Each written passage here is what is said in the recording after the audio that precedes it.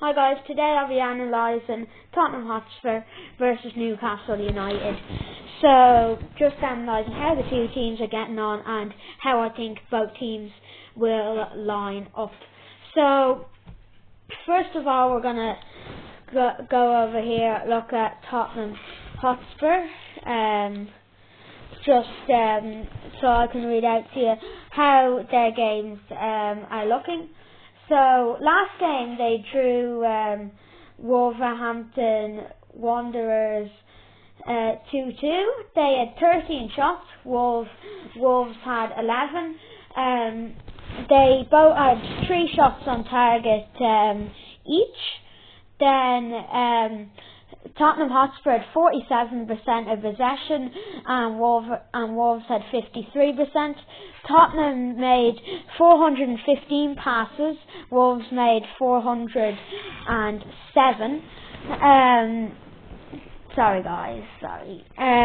Tottenham committed 9 fouls, Wolves only committed 2. Wolves committed 10 fouls, Tottenham had 1 yellow card, Wolves had 2. Both sides had no red cards. Tottenham had 3 offsides, and so did Wolves. And Tottenham had 5 corners, so did Wolves. Now we'll go on to Tottenham's game before that, which was Nottingham Forest Tottenham. So, Nottingham Forest had 10 shots, Tottenham had 13. Notts Forest had 3 shots on target and Tottenham had 4.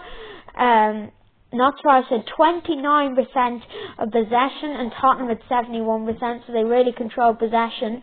Notts Forest made 261 passes and Tottenham made 620. There was a 73% pass accuracy for Notts Forest and 87% for Spurs. Notts Forest committed 12 fouls, Spurs committed 13. Notts Forest received 3 yellow cards, Spurs received 2. Notts Forest received no red cards, Spurs received 1. Notts Forest had 4 offsides and Spurs had just the 1. Notts Forest had 2 corners and Spurs had 7. So Spurs did lose that game 1-0, but they very much dominated it. Then we have Tottenham Hotspur versus Liverpool. Tottenham had 9 shots, Liverpool had 24. Liverpool had 12 shots on target, Tottenham had 5. Tottenham had 58% of possession, Liverpool had 48%. So it does sort of show Tottenham do like to control the possession.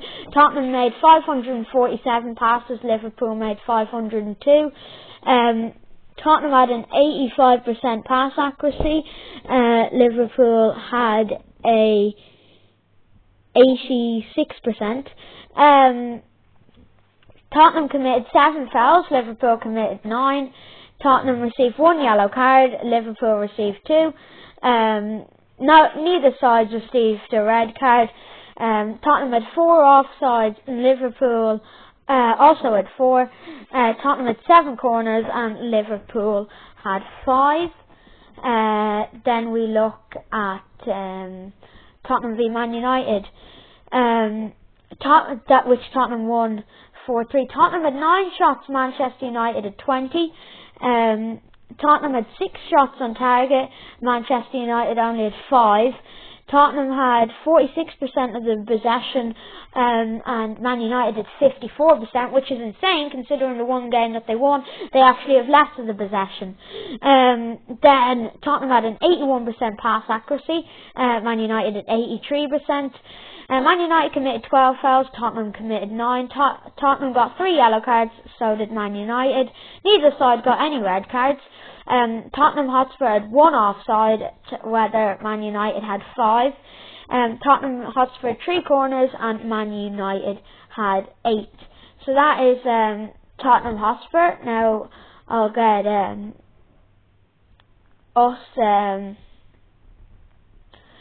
Ours, so we'll obviously start off with the most recent. Man United, we had 12 shots, Man United had 10, we had 4 on target, Man United had 1, we had 47% of possession, Man United had 53%, then we made 587 passes, they made 587 passes, we made 518. We had a 85% pass accuracy, they had an 86% pass accuracy. They committed 13 fouls, we only committed 8. We received 1 yellow card, so did they. Neither sides received any red cards. We had 4 offsides, they had 1. Man United had 2 corners, we had 3. And then you have, before that was our game against Aston Villa. We had 22 shots, Villa only had 4. We had 8 shots on target, Villa only had 1.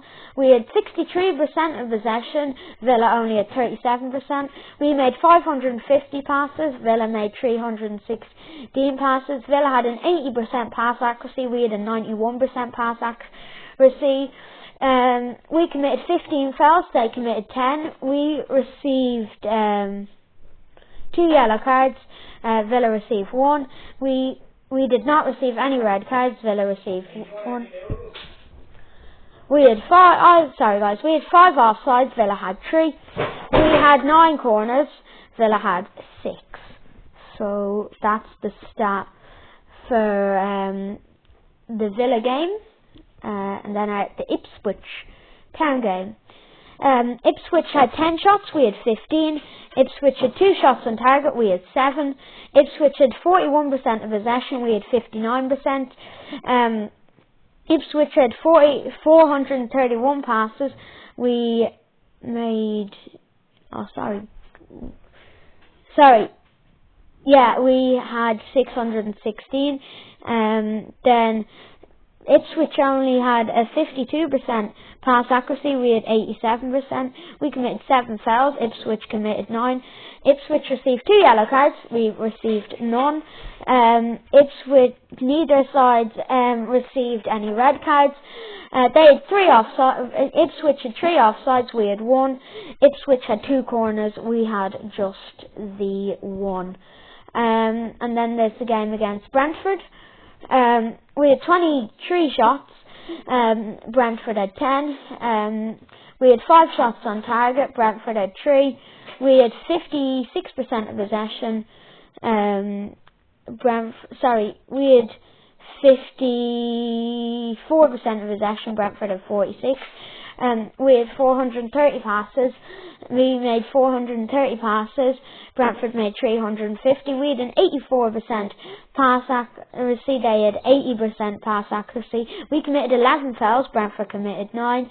We received 3 yellow cards, Brentford received 1. Neither side received any red cards. We had 2 offsides, Brentford had just the 1. We had 8 corners and Brentford had 5. So that they are the last 4 games analysed.